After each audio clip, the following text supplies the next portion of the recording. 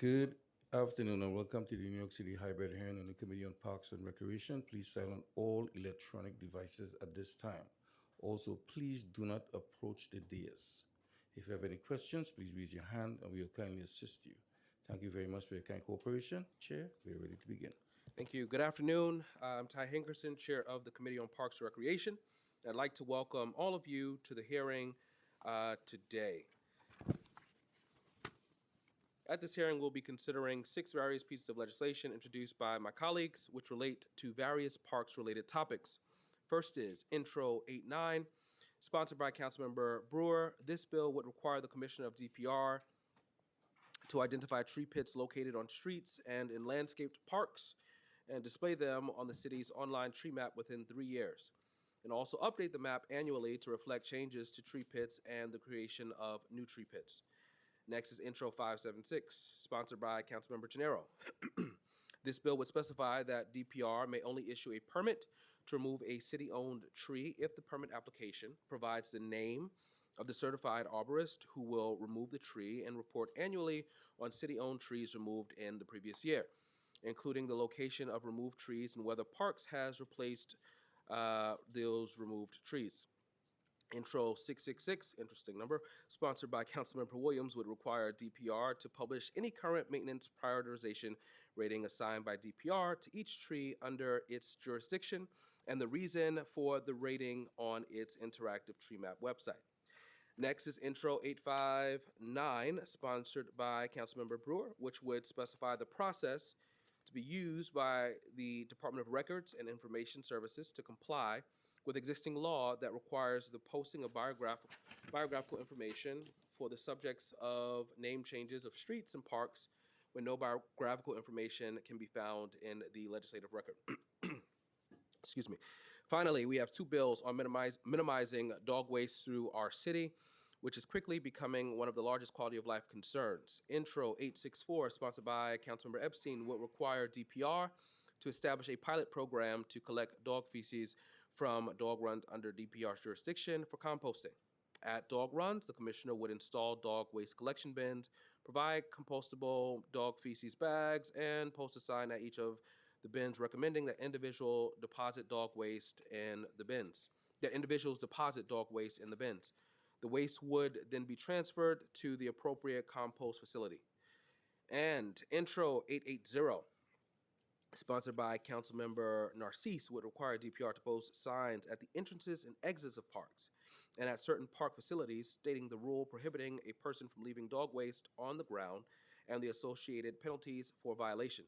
It would also require DOT to post signs on the New York State requirement concerning dog waste removal in public areas and associated penalties.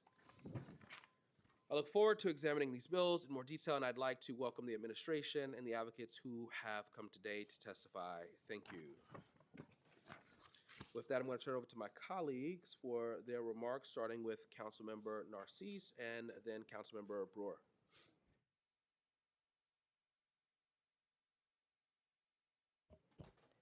Thank you, Chair, and thank you, Parks Department, for being present. And thank you, all the fellows and NYH2O in the house. I love you guys. You've been very helpful to District 46. I will never forget that, and I'll be there to support. I love to see young folks not spending the summer not doing anything but be present and participate, and especially when it comes to our environment. So thank you for your time.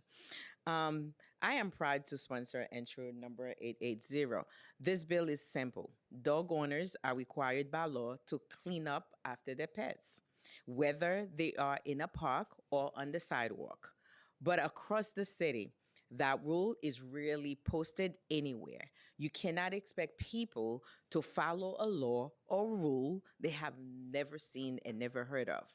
Intro 880 requires the Parks Department to post signs at every park entrance, playground, our beach, our fitness area, picnic spot, and dog run. It also requires DOT to respond to 311 complaints about dog waste on sidewalks and pedestrian plazas with the signage in those locations. And it is required annual public reporting so we can track where the problems are and whether if there's work this is working for us. Signs work. They tell us which way to drive down the street. They warn us when a beach or it's not safe for swimming, and they can help us get a handle on the dog waste too. I have heard every excuses under the under the sky. My dog is small. I forgot a bag. I did not see it happen. Well, your neighbors saw it and they are calling 311 about it. This bill gives the city a clear, low cost tool to back up a law that already exists. And I look forward to working with the administration to get this implemented because this is maybe simple for a lot of folks, but not for some. Because when you step on it, you don't. I mean, I don't like it when I'm going to my car or your children running in the park and step on it to come to you. That's not good. So I'm looking forward to make sure we implement this. So thank you, Chair. Appreciate your time. Thank you, Councilmember Brewer. Thank you very much. So I'm calling your attention to Intro 89. I think we all know that trees die. There are vacant tree beds. Constituents contact our office about them all the time. They want to plant them and they want a tree. And sometimes an empty tree bed is still a viable planting site, or sometimes, as I'm getting now the requests all the time, because it's more ecologically correct to expand the bed. Other times, the tree bed can't be replanted to meet the Parks Department's current standards. Perhaps the tree bed is too small, it can't be expanded, it's in front of a building entrance, the sidewalks are too narrow to comply with ADA, or utilities are present below. So I know that that's a concern, but I have to say, in most cases, there was a tree there, and a new tree can be planted. Constituents and block associations may place duplicate requests for the same tree bed, which can be time-consuming for the Parks Department and frustrating for constituents and block associations and nonprofits who are in the environmental world, because they all want to expand. We all want to expand our local tree canopy. We want to work with the Department of Environmental Protection to do initiatives like rain gardens. Intro 89 would require the Commissioner of Parks and Recreation to identify tree pits located on streets and in landscape parks and display them on the city's online tree map within 3 years after the effective date of the bill. The Commissioner would therefore have to update the map annually to reflect changes to tree pits and the creation of new tree pits. The map must note whether each tree pit contains a tree, and if a tree pit does not contain a tree, the reason for the disuse of the tree pit. In developing the legislation, we worked with the Nature Conservancy and Trees New York. These people work daily with trees. We were sensitive to not wanting the data collection process to be too onerous. As written, the bill envisions that this information would be cataloged as part of the tree inspection process, which the Parks Department does. The goal is to add transparency to opportunities for greening locally and to help reach our city's aggressive sustainability goals while consolidating this information centrally on the city's tree map. And I have to say, I know that the Parks Department may currently be against it, but I hope they continue to work with us. The maps are important. People don't know why there's no tree in a spot. They do need to know. I also just want to talk about 859. 859 honors New Yorkers with street co-namings twice a year. And I want to just be clear, last year we celebrated, as others have, the pianist Larry Harlow on West 86th Street. We've all done many, many honorings. The council, just I may know this, in 2003 passed Local Law 104, which called on the Department of Records and Information Services, known as DORIS, one of my favorite agencies, to create a searchable map of these co-namings, and they did. It took me like 20 years to get this friggin' map, but they did. And in 2002 and 2003, I was there. 400 plus streets were named for first responders killed on 9/11. I went to many, many, many of those signings where the signs went up. But many of those tweets lacked biographical information because they went up so fast. Under the guidance of former Doris Commissioner Pauline O'Toole and her staff, the stories of these individuals lost on that terrible day were compiled. And Intro 859 allows Doris to update the map. A special note of appreciation to Committee Counsel Chris Satori and Senior Legislative Policy Analyst Patrick Mulvihill for their work on Local Law 104 as well as 859. And I want to thank Schuler Puda from my office. The background here is that I think the names could have just gone up on the website. However, to Doris's credit, they felt that they wanted the city council to be sure to bless them legislatively and legally. And then when they go up, there's a feeling that the biographical information is correct. I believe we got all but one person of all the signs in the entire 5 boroughs, and we're still trying to get that one person from Staten Island who we can't find. Thank you very much. Even Jimmy Otto can't find him, but we're still trying. Thank you, Councilmember. I am going to read, to the best of my ability, the statement from Deputy Speaker Williams regarding her bill, Intro 666. Okay, here we go. As I am sure my fellow council members are aware, residents across the 5 boroughs have repeatedly expressed frustration regarding dangerous trees outside their homes and within their neighborhoods and local parks. Street trees and park trees are an important part of our city's infrastructure. They improve air quality, provide shade, reduce urban heat, and contribute to healthier and more livable communities. At the same time, when trees are damaged, diseased, or structurally compromised, today is a day, they can pose serious risks to public safety and property. The Department of Parks and Recreation currently utilizes internal prioritization criteria to determine which trees require maintenance or removal based on safety and condition. However, this information is not publicly available, leaving residents unaware of potentially dangerous trees until they are either maintained or pose an immediate risk. This lack of transparency causes confusion and frustration, especially in areas with high foot traffic or after storms, when fallen or damaged trees can create dangerous conditions. Constituents often contact our offices.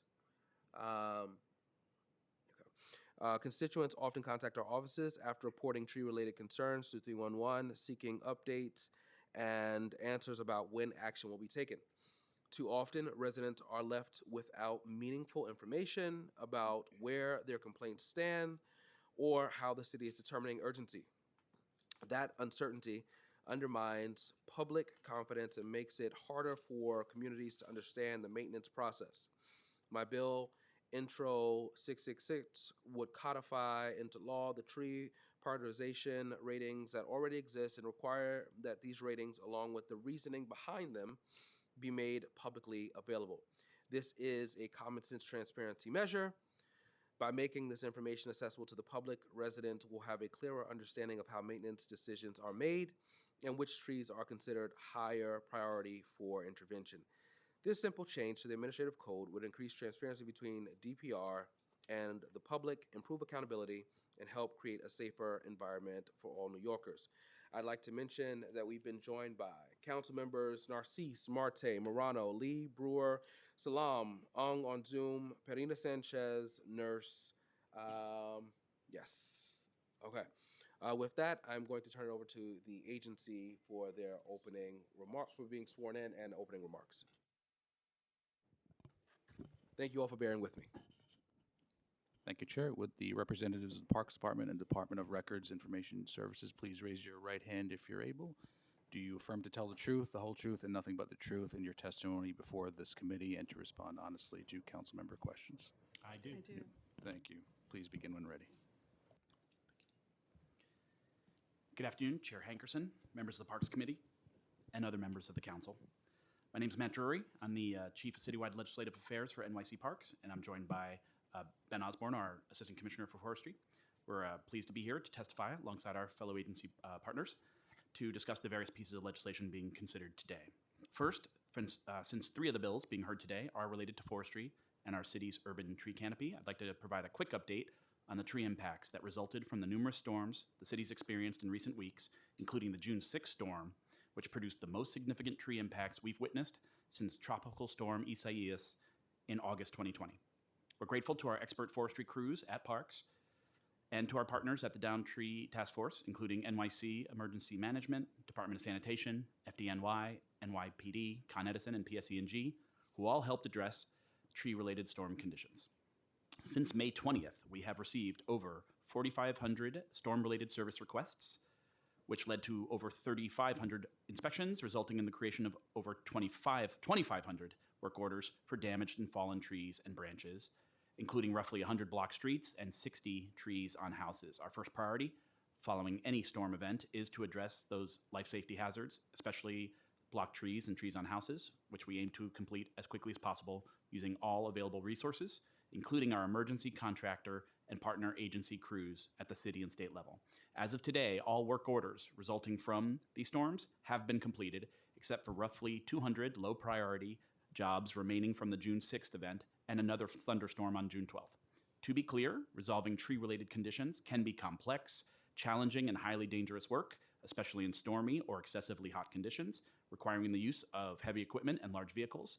So we thank New Yorkers for their patience and support as this work continues. Beginning with Introduction 89, this legislation would require parks to identify tree beds located on streets and in landscape parks and display them on the city's online tree map, noting whether each tree bed contains a tree. To be explicitly clear, the presence of an empty tree bed along a street has no bearing on whether that site is viable for planting, because planting standards evolve over time and new infrastructure conflicts can arise. Similarly, the absence of a pre-existing tree bed bears absolutely no relation as to whether a tree can be planted at that location. We recognize that empty street beds, which are no longer viable for tree planting, can become unsightly and inconvenient over time. So, through our neighborhood tree planting strategy, while we assess each and every block in New York City for street tree planting opportunities, we identify any empty street tree beds that are no longer viable for planting, and unless the bed is going to be maintained as a garden, we revert them back to sidewalk alongside the other tree-related work that's going to be done along that block, in hopes that these situations can gradually become increasingly rare. The citywide canvassing and geolocating of tree beds on streets and parks, as proposed by the bill, would be a massive logistical undertaking and the investment of finite agency resources with little to no practical public benefit, and the data set would become outdated nearly immediately after such a canvass were to be completed, leading to unnecessary public confusion. We're always happy to work with the council to discuss the ways in which the agency can best engage with local residents regarding our new approach to planting and the improvements that it will bring to our city's streetscape, but we oppose this legislation as it's currently drafted. Next, Introduction 576 would require applicants seeking New York City Parks' authorization for a tree removal to provide the name of a certified arborist who will conduct the proposed tree removal. It would also require the agency to report annually on trees under Parks' jurisdiction that have been removed in the previous year. We appreciate the apparent intent of this bill, as our agency is keenly focused on growing and protecting our urban tree canopy, and we only approve tree removals in very select circumstances. To be clear, New York City Parks is the sole authority that can allow the removal of a tree under our jurisdiction. We take that decision to allow the removal of a tree very, very seriously, and tree removal proposals are rigorously reviewed by our agency's highly qualified technical staff. We do not currently require tree removal work to be performed by an ISA certified arborist, which is a credential that's more applicable to the decision-making pertaining to the care, maintenance, and preservation of trees than the physical work of removing a tree. It's worth noting that additional regulatory requirements for tree removal permits could inadvertently encourage parties to avoid seeking formal approval from parks, which would result in the unauthorized removal of healthy city trees that otherwise would not have been allowed. As for the reporting requirement imposed by the legislation, Parks is committed to public transparency and is happy to look more closely at the types of data sets that can best inform New Yorkers looking to learn more about our tree management efforts in an efficient and productive manner. To this end, we'd like to discuss this bill further with the sponsor to learn more about its intended outcomes so we can work together towards the goals we clearly share. Introduction 666 would require New York City Parks to publish any current maintenance prioritization ratings assigned by parks to each tree under its jurisdiction pursuant to a tree inspection, and the reason for that rating on our interactive tree map website. We make a robust set of information available on our agency website to anyone looking to learn more about the individual street and park trees in our canopy, including their species, inspection and work order status, and the ecological and economic benefits provided by each individual tree. We support the intent of this legislation. We're happy to work with the sponsor to discuss the ways in which the legislation can best achieve our shared goals while providing sufficient time for any mandatory website development updates, which can be a time-intensive undertaking. Turning to Introduction 859, this bill would authorize the relevant agency or office to conduct its own historical research while posting biographical information related to individuals or entities for whom streets and parks have been co-named by local law, when no other biographical information can be found in the legislative record. New York City Parks already routinely provides biographical and historical information related to the persons or entities in whose honor our parks are named, both via our historical interpretive signage physically installed at park sites, as well as robust information available on the websites dedicated to individual properties on our agency website. We believe our current operational practices already largely comply with the spirit of this bill. We look forward to working with the sponsor and our colleagues at Doris to ensure that the legislation can best help achieve our shared goals. Lastly, we'll turn to two bills regarding the presence of dog waste in our public spaces. We appreciate the Council's advocacy and efforts to help educate dog owners about the importance of picking up after their pets, as just about every New Yorker has had an unpleasant encounter with this persistent inconvenience at one time or another.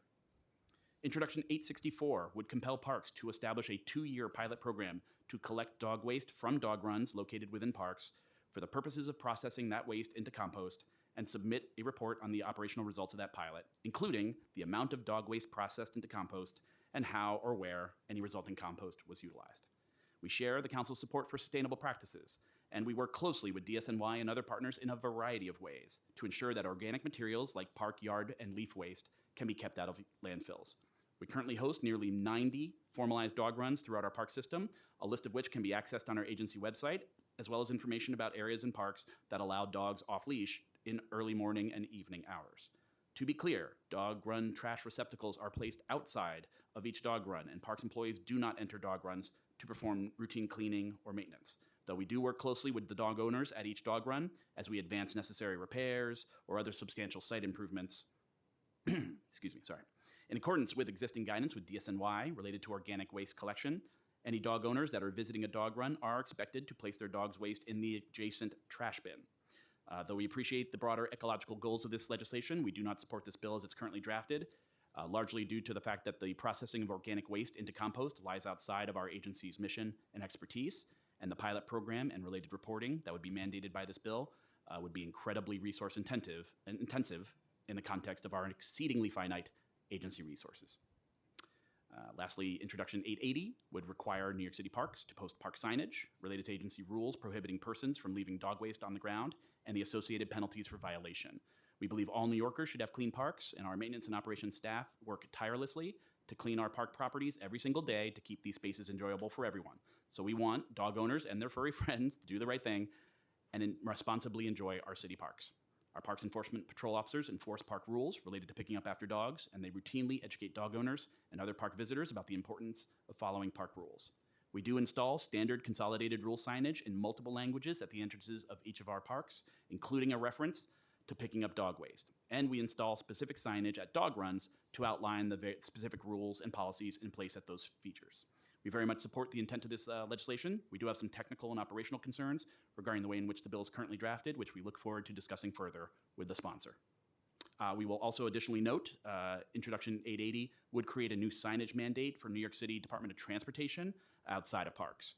We defer to our sister agency on that aspect of legislation, but I'll note they have shared that it would create severe operational concerns to require an open-ended number of signs at any 311 complaint location. Dictating signage citing via 311 complaints would result in thousands or tens of thousands of mandated signs, particularly since the complaints may be unverified or will likely get resolved before signage installation. DOT has further expressed concerns about the likely impact this legislation would have on their capacity to install life-protecting safety signage, such as stop signs or other traffic control signage. Thanks for allowing for us to testify before you today and for your continued advocacy and support for our city parks. We'll now hand it over to our colleagues at Doris. Good afternoon. Thank you for the opportunity to testify today. My name is Shanta Smith Cruz, and I'm the Commissioner for the Department of Records and Information Services. I've had the privilege of serving as the Commissioner for Doris since May 18th of 2026, having joined city government only about a month ago. I come to this work with a professional background in libraries and archives, or as a librarian and an archivist, and I appreciate your patience as I continue learning the culture of processes of municipal government. In reviewing prior city council records, hearing records, I understand that about twice each year, the council recognizes New Yorkers through honorary street co-namings. In 2023, the council enacted Local Law 104 to support and strengthen the commemorative process. Earlier local laws enacted in 2002 and 2003 named more than 400 streets in honor of first responders who lost their lives on September 11, 2001. However, many of those commemorative street designations did not include accompanying biographical information, documenting who these individuals were and why they were honored. Over the past year, Doris developed the Honorary Street Naming Project to support the creation of the interactive public map documenting more than 4,200 New York City street co-namings from 1902 through 2026. The purpose of this project is not only to document where honorary street designations exist, but also to preserve and share with the public the stories behind them. The interactive map was developed using ArcGIS mapping software and incorporates City Council legislative records from 1998 through 2026. To expand and enrich the historical record, Doris also incorporated municipal library archival resources, including pre-1998 proceedings, local laws, and microfilm collections. To date, Doris has researched and completed approximately 393 biographies connected to the 9/11 related co-namings, and an additional 28 biographies for co-naming dating from 1940 through 1981. This work includes 176 biographies in 2002, 116 in 2003, 73 biographies in 2004, 22 biographies in 2005, 5 biographies from 2006, and 1 biography from 2008. Intro number 859 would provide guidance regarding the posting of biographical information for individuals honored through street and park naming actions when that information is not available in the legislative record. Importantly, this legislation recognizes the value of archival and historical research already conducted by Doris and allows that independently researched content to be incorporated into the public-facing website with sourcing information included where available. This legislation strengthens the historical record, enhances public understanding of those being commemorated, and helps ensure that future generations understand not only the names on signs, but the lives and contributions those names represent. Thank you for the opportunity to testify, and we welcome any questions. All right, thank you. At this time, I'm going to turn it over to the bill sponsors, starting with Councilmember Nycc, and then immediately after Councilmember Brewer for their questions. Thank you so much, Chair. First, let's start. And NYCHU has spent 6 years restoring the Ridge Road Reservoir wetland, and it's ready to resume. They hold a DEC permit, have met every parks requirement, and park staff confirm there is no legal or liability barrier. Yet, the written authorization still has not issued, and the removal season is slipping. Commissioner, would you direct your legal team to let them begin to work? Is that possible? Firstly, thanks for the promotion. I'm just You know, a they chief. work in my district a Chief. lot. That's fine. Thank you for the question. I'm not as up to date on the status of that permit, but we're happy to take that back to our team and get you an update. Thank you for that. What are the current signage protocol? Let's get to my bill now. What are the current signage protocol for the dog waste in parks? Yeah, thanks for asking. Councilmember, we install standard consolidating rule signage in multiple languages at the entrances of all of our parks. That includes a reference to picking up dog waste. Additionally, we install specific signage dog runs that outline the specific rules and policies in place at those features, including the importance of picking up after your dogs. Thank you. What are the relevant penalties for not cleaning up your dog's waste? And this is commonly enforced violation by your DPR? Yeah, thanks for the question. There is a specific park rule in reference to dog waste in section 1-4, control and removal of animal waste. That's the standing rule. Violation, I believe, is $100 for the, and then it defaults to 200. Those are handled by the Environmental Control Board, ECB, as as via oath hearings. So this is not a criminal court summons. Our parks enforcement patrol officers, I'll just note that they are in our parks enforcing park rules, including picking up after dogs. They're routinely educating dog owners, making sure that folks are aware.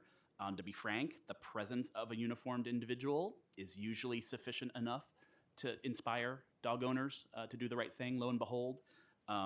So the issue of a summons is kind of a last ditch effort, if you will. It's not often that we have to actually issue summons. The impact we normally have is educating and making sure that we're correcting the condition. And usually, frankly, when a dog owner is kind of approached by a PEP officer or other uniformed personnel, they usually sort of all of a sudden, lo and behold, find that plastic bag or what have you and do what they need to do. Commissioner, I love parks, right? I love parks and I love you. I appreciate you. If it's one agency I'm going to put up, I will put up parks definitely. But, Commissioner, I have been in parks because I love to hang out in parks. I have not seen one DPR stop anyone with the dog poop Yeah, again, for my time being in parks. And I've been around long enough. No, you sure have. And our Parks Enforcement Patrol officers are out there. They are in parks patrolling every single day. I will say that, again, their very presence, the Enforcement Patrol officers' presence, usually ends up reminding dog owners. So it is pretty uncommon that those interactions happen, because when people see, the sort of, first of all, most dog owners far and away are doing the right thing and picking up after their dog. Like, to be clear, dog waste is definitely a condition that we do witness on the interior parks, but the truth of the matter is it's actually far more common and prevalent on the exterior of parks along sidewalks, just as it's a common occurrence on sidewalks all over the city. So on the interior of parks, and we're responsible to clean it up, regardless, obviously, in the course of doing our trash removal and other pickups. But I will note that it is not as common a concern on the interior of parks. So it's reasonable that you may not witness an actual interaction between a PEP enforcement patrol officer and a dog owner, because we approach that dog owner, lo and behold, the waste gets picked up,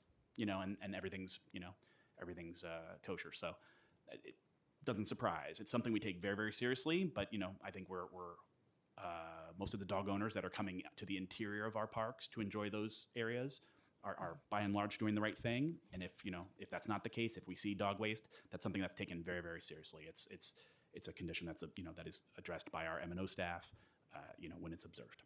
Appreciate that. But how many summons that you gave over the year? Yeah, for sure. example, for last year? So in 2025, Okay.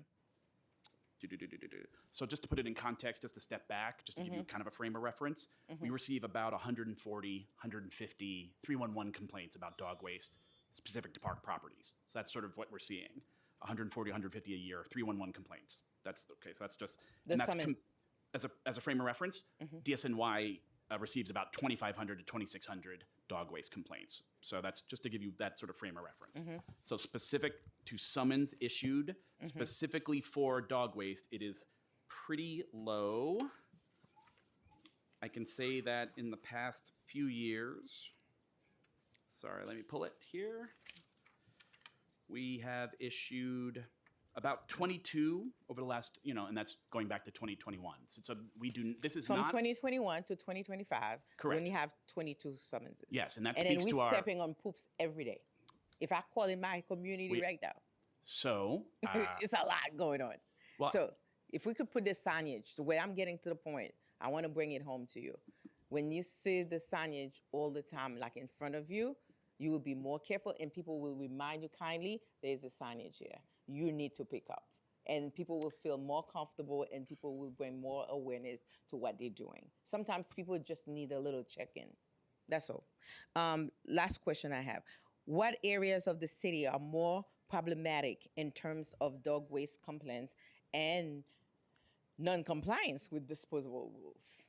Yeah. So there's a couple different ways in which we're assessing this condition in our park system. I mentioned the 311 requests. That's actually relatively distributed throughout the city fairly equally. And additionally, we have what we refer to as our parks inspection program, which is sort of our independent secret shopper. Separate from our maintenance and operations team, we have an independent audit team that is getting out there, and they, are observing. When this condition is observed, we're by and large, we're not seeing any drastic geographic distinctions in terms of where this is being observed. It is something that happens. It is addressed when it's observed, but we're not seeing any drastic geographic distinctions. I'm just sharing a picture somewhere that put Yeah. around her gates all over. And I cannot read it for you, but take whatever it is, take it elsewhere in the worst word that you can use. That's when people are tired of that. And I'd be we curious got to to hear, do something about yeah, it. so that's someone who's putting up their own signage, right, about a condition. No, I'm and I'd telling be you, curious that to hear how signage effective that's is just been. like so Sounds like it kind hasn't of been like very effective. So I guess we'll just need to talk about and that. then because the person is tired. When I went in, I stopped my car. I went in to have a conversation. Yeah. It's in my district. And she said, you know what? I don't know. Everywhere. Like it's people normalizing it. And we should not. No, and and that's what I'm asking you for your help. So we need to do something about this bill. We agree. And that bill have to go through. New York dog owners need to do the right thing and pick up after Do their the right pets. thing. People We have agree. to do that. We have to. Thank you, Commissioner. I appreciate you. Thank you. Okay, first I want to thank Commissioner Smith Cruz. Welcome. We love Doris, and we look forward to working with you. So thank you so much. I'm very excited about. It looks to me like as a result of Doris's efforts, all of the names of those who are up on the signs who have contributed and have passed will be there, and that's a big deal. All their biographies. Thank you. Tree pits. Okay, how many? Do you have any idea how many exist? I get nauseous every time I see one, but I do need data. We all need data, and you don't want to provide the data. But do you have any sense of how many there are? Thanks for the question. I'm going to turn it over to our Assistant Commissioner for Forestry, Ben Osborne. Good afternoon, Councilmember. Thanks for that question. So we do not track the number of tree beds that are unplanted in the city, but of course we've heard concerns from the council and from constituents for years about empty tree beds and the eyesore that they can present. So for the first time in the city's history, we now have a plan to address this through our neighborhood tree planting program. Under this program, we will plant every available location on each block, regardless of whether or not a tree bed exists, and close tree beds that do not meet our current planting standards, unless they're being maintained as garden space by residents. What I do is I pull up the flowers and say you're going to get a tree, but okay. I mean, what I'm saying though is, so you're saying, but that's part of that neighborhood where you go neighborhood to neighborhood program. You're not going to do individuals. It's when the program is in that area for the tree planting, and then you will obviously take into consideration the vacant tree pits if they can be planted, right? Is that what you're saying? So yeah, as part of the comprehensive service that we're providing through neighborhood tree planting, we will plant every available planting space, regardless of whether a bed exists, and close those beds that are not being gardened. Okay, I understand. Most of them, I think, are available to be planted. There are some vaults, there's this and that, and where there's a garden, you should have a conversation because the tree arbor is more important than the garden. The maintenance of flowers or other horticulture in those beds does not preclude us from planting. Okay. So yeah. All right. But I mean, why is it so hard? I passed the open data bill. I believe in data. You have the trees, but why is it so difficult? I don't think it is to include vacant tree pits. So you have a sense of what the overall citywide number is. Why is that so hard? So I can do it. So again, this is not something that we have data on, so the collection of this data would be a massive undertaking, and to do so in the 3-year time frame under this bill would actually likely take away resources from the staff who oversee planting, so it may slow down our planting efforts. Okay. I mean, I do think we should continue to discuss this issue, though, because I think you could do it with some volunteers. You have many volunteers who will be willing to do it, and you would have a little asterisk that says this is not assigned by the Parks Department. There are ways to do it. People really want to know where there's a tree pit that's vacant and where there's a stump that needs to be taken out. They can then do some planning of their own. Data, data, data. Thank you very much, Mr. Chair. Thank you, Councilmember Morano, followed by Nurse. Thanks very much. I have a couple of quick questions for Parks and then one or two for Doris, if there's time. You testified that identifying empty tree pits citywide would be a massive undertaking with little public benefit. But doesn't Parks already know where many of these locations are? Basically, if the agency already possesses a lot of this information, why shouldn't taxpayers have the same access to it? So I'll hand it over to Commissioner Osborne in just a second, but I guess I'd just note that in addition to the resources that it would take to undertake this effort systematically and comprehensively, I think that's being weighed against what the public would gain from that information, noting, as Commissioner Osborne just mentioned, that we now have funding in place and a comprehensive plan to essentially revert these empty, unplantable tree pits over time, right? So I think what we're ultimately trying to say is that overall, would the public benefit from that knowledge, like what would be gleaned from that, weighed against the undertaking that it would require? So I think that I just wanted to kind of put it in that context, but I'd like to hand it over to Commissioner Osborne. Sure, and thank you for the question, Council Member. Unfortunately, for the purposes of this introduced legislation, this is not data that we have kept because it is not operationally useful. So sure, we know where where we have had trees in the past, but that does not indicate whether or not there's a tree bed there. In some cases, there are, especially in Staten Island, there are contiguous lawn strips, which don't exactly meet the definition of tree bed. So because this is not because we don't require a tree bed for planting, this is just simply not data we've kept. So since you mentioned Staten Islanders frequently contact my office asking why an empty tree pit on their block sits vacant for years. If you oppose publicly identifying vacant tree pits, how exactly are residents supposed to know whether a location is awaiting planting, deemed unsuitable, or simply just being overlooked? Sure. Well, as part of our neighborhood tree planting program now, they can look on our website and know exactly when we will be on their block, surveying the entire block, looking for planting opportunities that meet our current standards, whether or not there is a tree bed present. If there is no tree bed present, but the location is suitable for planting, we'll create a new tree bed. If there is a tree bed present and it's not suitable for planting, we'll close it at that time. So they can use our map to know exactly when we'll be there. On the tree removal, Mr. Jury, you testified that additional permitting requirements might discourage people from seeking approval before removing trees. Is the department really suggesting that transparency requirements should be weakened because some people might break the law? Yeah, no, sorry. To be clear, that testimony was in reference to a new what the first part of the legislation proposes is that someone who's performing tree removal work needs to be certified as an arborist, which is a relatively lofty designation for that. And we're arguing that adding that additional layer, if you will, of regulatory burden could inadvertently inspire someone to not seek that approval. So the report, that's not in reference to the reporting whatsoever. Understood. You did mention that more than 4,500 storm-related service requests were in the pipeline or came about. How many came from Staten Island, and what was the average response time in Staten Island compared with the other boroughs? Just give me a moment to find those numbers here. Well, you look for that, Commissioner. I'll ask Mr. Drury one question about Intro 666, which I'm happy to be a sponsor of.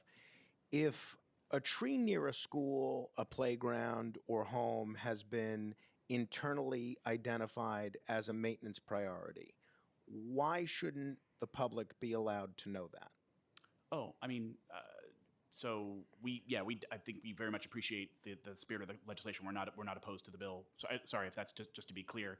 I think we are, anyone who submits a service request regarding, a tree risk issue, whether it's pruning or removal, what have you, that person is already notified about the risk assessment level.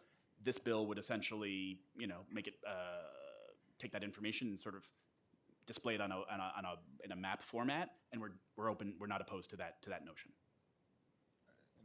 with respect to your question about the storm, the several storms we've had over the past month or so, Staten Island was largely spared from these events, thankfully. Only about 175 service requests in total came from Staten Island. So Staten Island fared pretty well. Two final questions for Parks quickly, if I may. The department says website updates are time consuming. Can you tell us how many full-time employees currently work on public-facing digital information, and what specifically makes posting a prioritization rating so burdensome? So I'll answer the second part first. It's not the nature of the project that's burdensome, but the bill as it's currently drafted only provides for 30 days for compliance, which is just pretty tight, and just given the volume of projects that the agency is under, we're always trying to make our website more robust, more informational, and that is there is a list of projects to be executed by that team with finite staff. I actually don't know the number of that staff offhand. I apologize, except to note that they are by definition finite. But we can check on that for you. I have just one Doris question, if I may, Chair. Thank you for your testimony, and welcome aboard, and good luck. Of the more than 4,200 honorary street co-namings you've cataloged, how many are on Staten Island, and have you identified any gaps in the historical record that disproportionately affect Staten Island veterans, civic leaders, first responders, or community figures?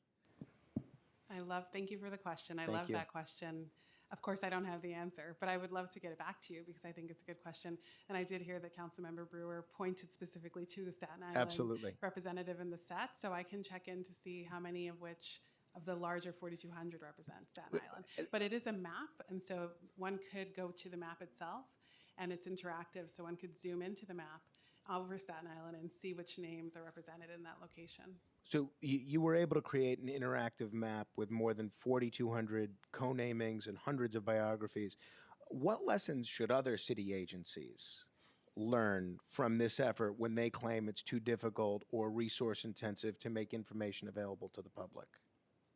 I think that thank you for the question. I think all of the agencies do a really great job of making information available to the public. And Doris says it's very tiny staff of less than 50 are doing our best to match up to everyone else's robust web environment. And so I think that we're all working collaboratively to make it happen. And Doris, what we would love to do is work with agencies to have some of our municipal archives and our materials from inside of government online. So we could just work together and do more.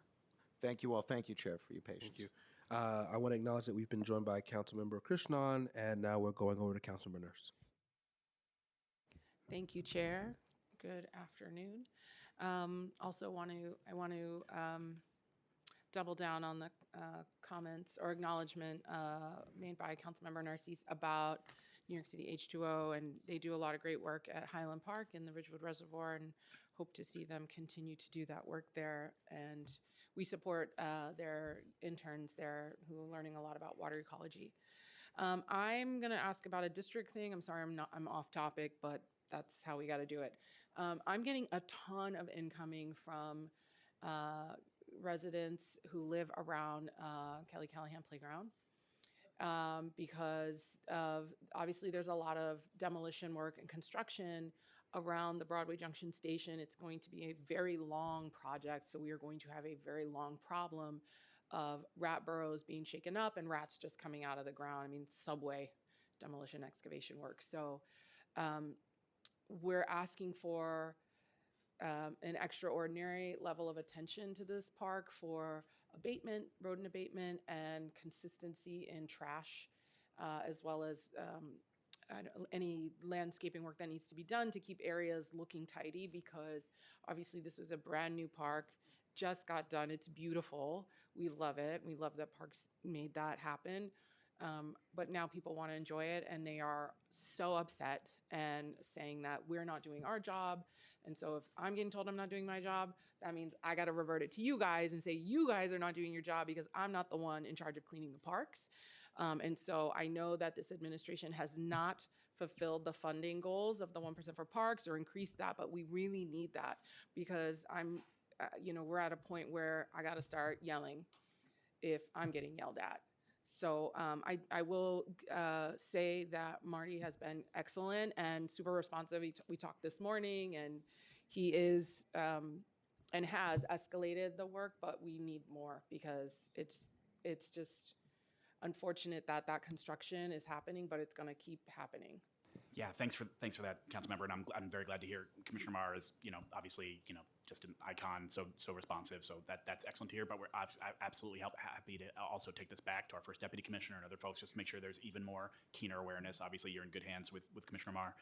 But having said that, we will certainly elevate that. It does happen, when there are reverberations or ripple effects from adjacent construction. It's especially unfortunate when it's a newly completed, renovated project that lends itself to some of those factors. But yeah, that's something we will obviously take back and look at very closely. Yeah.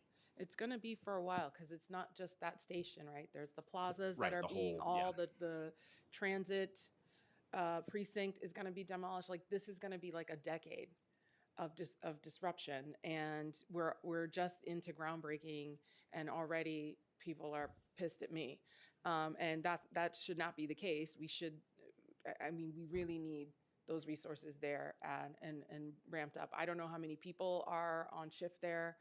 I know Emilio was great when he was there. I know he retired, but I need some dynamics to change quickly, or else I have to change my dynamic with the agency, and I don't want to do that. Understood and So appreciated. please, would love to continue to have support on this. For sure. Thank you. Before we move into public comment, Councilor Morano, did you have any final questions for the agencies? I think I'm okay. Okay. Thank you very much. Good. Okay. All right. I want to thank the agencies for joining us today. We're now opening the hearing for public testimony. I want to remind members of the public that this is a formal government proceeding and that decorum shall be observed at all times. As such, members of the public shall remain silent at all times. The witness table is reserved for people who wish to testify. No video recording or photography is allowed from the witness table.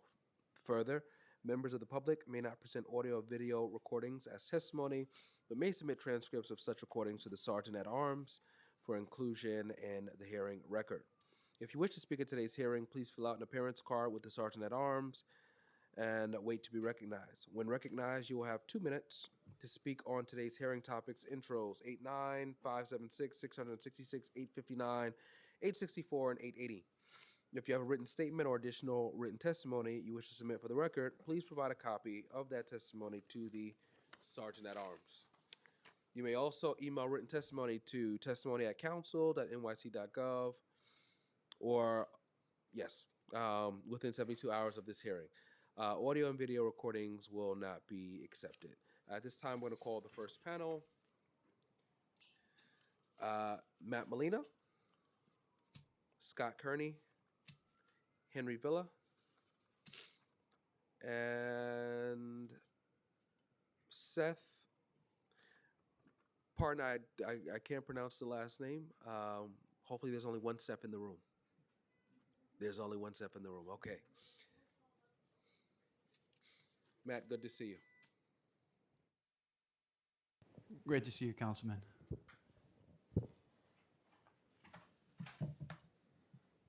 Okay, you may begin. Good afternoon, Chair Hankerson and members of the committee. I'm Matt Molina, founder of NYCH2O and executive director. NYCH2O is an environmental nonprofit connecting New Yorkers with our waterways and green spaces.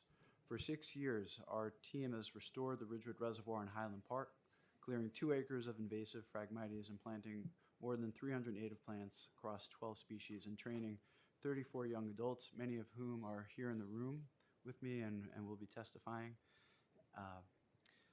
The result has been a healthier wetland and better park for East New York, Cypress Hills, Bushwick, and Ridgewood. This work delivers real value to the city: a restored wetland that supports habitat and stormwater resilience, a better green space for thousands of park visitors each year, and paid environmental training for local youth.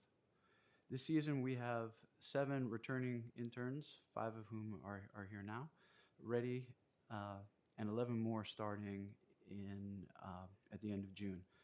The work is fully funded through grants and staffed by our own paid crews. It costs the city nothing in labor. It's fully permitted. The New York State DEC has issued the wetland permit, which the Parks Department holds. One thing stands in our way. It's a written authorization from Parks, and they've confirmed that there's no legal or liability barrier. It's only paperwork. Meanwhile, the season is slipping away. The Phragmites is growing aggressively. Every week off-site erodes years of our work in progress. We're grateful for the Parks Department's partnership, and we're not asking for money or a policy change, just help with one administrative step. My request is simple. Please urge the Parks Department to issue an interim authorization so that we can get back to work. Thank you. Good afternoon. My name is Seth. I'm from Cypress Hills, and I'm one of the eco interns that helps restore Ridgewood Reservoir with NYCH2O. This is a paid internship that has taught me how to identify and remove invasive species, how to care for the environment and my community. If this work isn't able to continue, other people will be given the chance that I was to form a new bond with nature and community. I've spent 2 seasons working with NYCH2O, helping to keep the Phragmites at bay by taking them out by hand. You can see the major impact we've had on the reservoir as natives slowly come back stronger and the park is made more beautiful. Let me step back. And the park becomes more beautiful. But since we haven't been able to work, we've been forced to do off-season work like repair benches in Thompson Square Park. When we can be working at Ridgewood Reservoir, which is closer to most of us than Tompkins. We have been ready to work, and every day we don't, the problem continues to grow. Please help however you can to get the green light from Parks so we can get back to restoring and helping Ridgewood Reservoir and the community. Oh, it's on? All right. Good afternoon. My name is Henry Villa. I'm a student at the City College of New York, currently studying environmental engineering. I joined NYCH2O as an intern in the summer of 2023 when I was a junior in high school. Currently, I'm an upcoming junior for college. When I first joined the program, it was just me and 4 other people. I was the only new intern that year, I believe. There were days where it was just me and Boris, my supervisor, working at the reservoir removing Phragmites. The days were long, but exhausting. But the dedication was evident. But over time, I started to feel isolated. There wasn't anyone around my age that I could really relate to or talk with. So I would show up, work, and then go home. And if I'm being honest, I probably would have left much earlier if some of my high school friends hadn't joined the program the following year. Having people around my age changed everything. I started looking forward to coming to work. The long days of removing Phragmites became more enjoyable, and the reservoir felt like a community instead of a job site. Now, every year, seeing new interns join makes me happy because it reminds me of when I started. This program doesn't just restore wetlands. It gives young people a place to grow, build friendships, and feel connected to something larger than themselves. That's why I'm asking for your support. By allowing this work to continue, you're not only helping protect the Ridgewood Reservoir, you're also ensuring that future interns have the same opportunity as me to find a community, develop confidence, and make a positive impact on something that they really care about. Thank you, Henry. Thank you, Seth. Thank you, Matt. Thank you. We're going to call our next panel.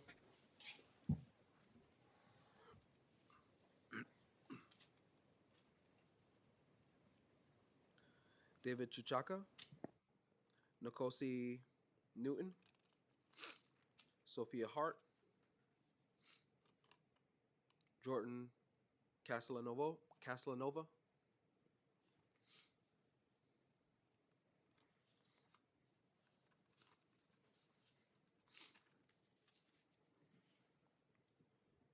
David, you may begin. Thank you for the time, Chair Hankerson. My name is David Chichuka. I am the School Programs Director at NYCH2O, and I've been involved with the Ridgewood Reservoir Restoration Project since 2019, and now help lead our summer crew in the hands-on stewardship of this unique wetland.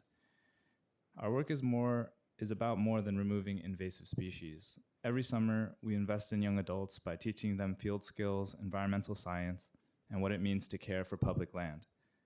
Many of our interns are experiencing ecological restoration work for the first time and beginning to see themselves as environmental stewards and future leaders in the green sector. Our crews are funded, trained, and ready to work. We will have new interns this year eager to learn and contribute, but without authorization from Parks, we cannot begin. Every week of delay is a week of paid training, mentorship, and hands-on experience that these young people lose. At the same time, the restoration work we planned for this season sits undone. The Phragmites grows aggressively throughout the spring and summer, and every delay allows it to reclaim ground that volunteers, interns, and staff have spent years restoring. Each season of inaction risks undoing years of incremental progress. I respectfully ask the committee to help us obtain the necessary authorization from Parks so our crews can get back to work, restoring this landscape and cultivating the young people who are committed to its future. Thank you.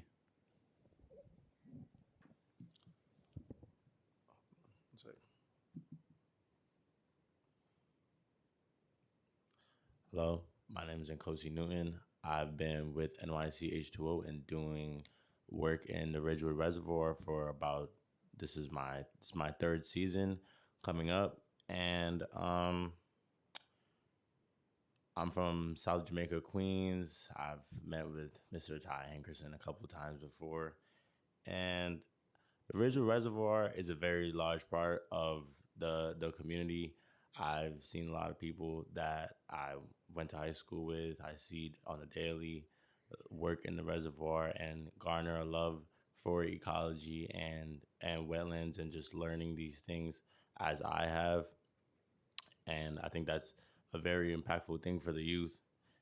And to me, yeah, sure, it's a job for the summer, but it's also like a thing that I use to learn, make an impact on my community in which other ways I probably wouldn't be doing because we haven't been working in the reservoir. We just came from Tompkins Square Park fixing benches. I wouldn't be doing that regularly. You know, that's just not a normal thing to do. And I'm just asking for the committee and whoever can help to ask the Parks Department if they could please help us and just speed up the process so that we can get back to work and all of our hard work isn't just erased. Thank you.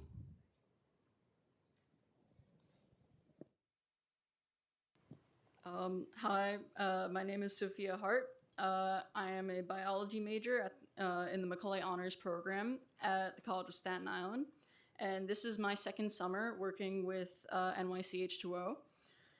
The work we do restoring Ridgewood Reservoir has taught me about the ecology of freshwater wetlands and the negative impact that invasive species such as Phragmites can have when they outcompete our native plants. More importantly, though, I have learned the value of stewarding these urban green spaces. By removing the frag, we are opening the water to a variety of native aerial insectivores, waterfowl, and shorebirds, and simultaneously improving how members of the community interact with nature. And in my time working with this crew in the basin, many of the park goers have come by and expressed their gratitude for what we do. And so all we're doing is awaiting Parks go ahead to continue frag cutting this season. And the longer we wait, the more our work is being reversed.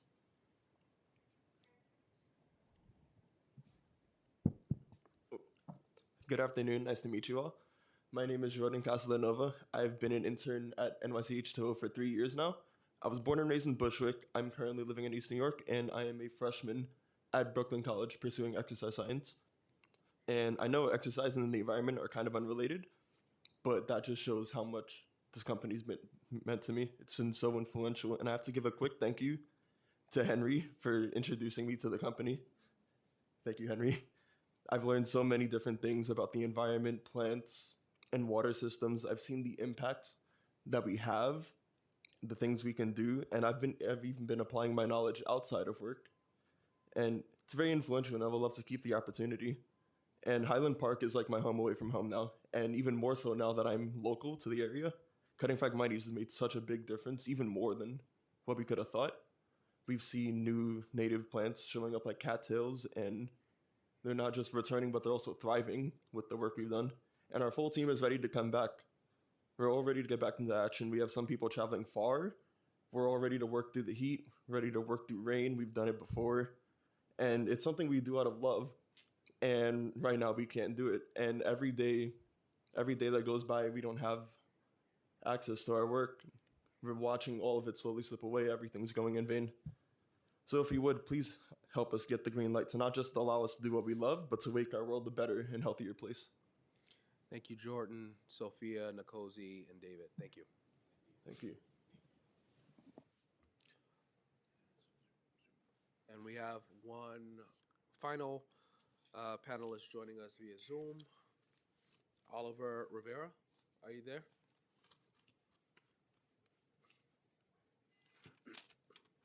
Oliver, are you there on the Zoom? Hi, everyone. Hi.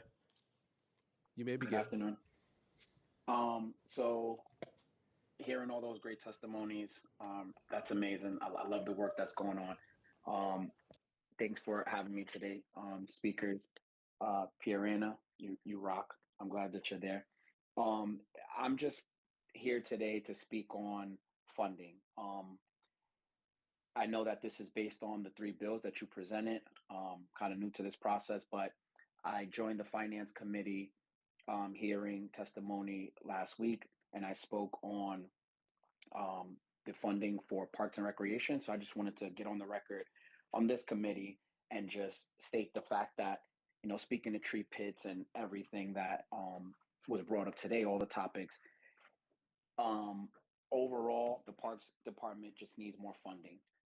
Right now, 1% of the annual budget at 1.2 million is not going to cut it. We spoke of PEP officers and what they do, from enforcing people with dogs who let their dogs leave waste everywhere. The tree pits, these programs that need funding to keep the parks in order, the maintenance teams. I just want to kind of push for increased funding. You know, 3% of the annual budget is what should be considered at least every year for parks. We have too many parks across all 5 boroughs. Staten Island having the most, Bronx being the second, with Van Cortlandt and Pelham Bay. And in order to keep these parks thriving, you know, my kids are part of the New York Junior Tennis League. We use the parks frequently, from Williamsbridge Oval to Van Cortlandt. We need more maintenance workers around the clock, for bathrooms, for restrooms, for litter, for pickup, more enforcement for wrongdoers that are in the park smoking and drinking and letting their dogs poop. All these things require funding. Thank you for your testimony. Your time has expired. Okay, 3% is what I'm asking for, please. 3 million, that'd be great. Thank you, everyone.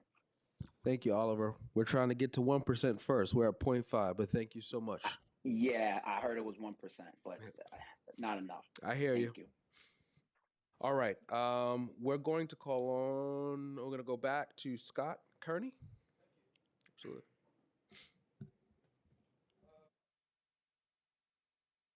You got to take your seat first. Right over here. Yeah. We got a seat for you. First, I want to congratulate Alley Pond Nature Center. If everybody's aware of them, they recently got a concession that they struggled for years and years and years to get. They have 60,000 visitors annually. Saltmarsh Nature Center has 4,000. District 46 and the Parks Department has not paid attention to the fact that the rangers just don't have the staff to operate it. What needs to happen is a process that's for creating a concession for the Marine Park Nature Center. The first thing you do is identify the site and the agency, determine that it's underutilized. After that, there's a drafting and approval of an RFP. And lastly, the solicitation of bids, and it's awarded. I'd like the council to jump on this. In the meantime, let's put up a sign for all those empty days. They're only open 5 hours on Saturday and 5 hours on Sunday, whereas 7 days a week, the Alley Pond is open. Now, this is part embarrassment to encourage the district to do something about it, and part very important for our children's education. I want to post a scannable at the front door of Marine Park locked doors, telling anybody who comes to the nature center that there's a nature center up in Douglaston on that very day, on that very hour, that you can bring your children to.